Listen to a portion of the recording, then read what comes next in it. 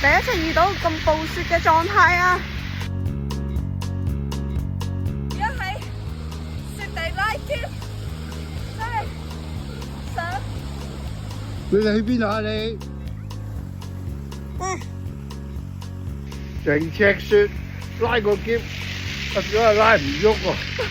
佢仲話要拉埋我嗰個。好輕鬆噶啦，已經。好靚啊！你睇下，我哋終於到達酒店。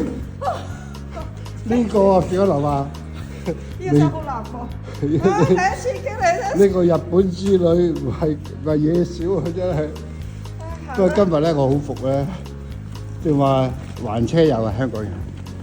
今次剪呢條 view 其實係因為想記錄呢樣嘢。滑雪環車嘅時候，撞到兩位香港嘅觀眾喺雪地拖住個篋，實在太辛苦啦。我都未嚟得切反應，荷巴已經走上前面幫佢哋攞入去啦。喺我心目中，荷巴係一個樂於助人又有同理心嘅人。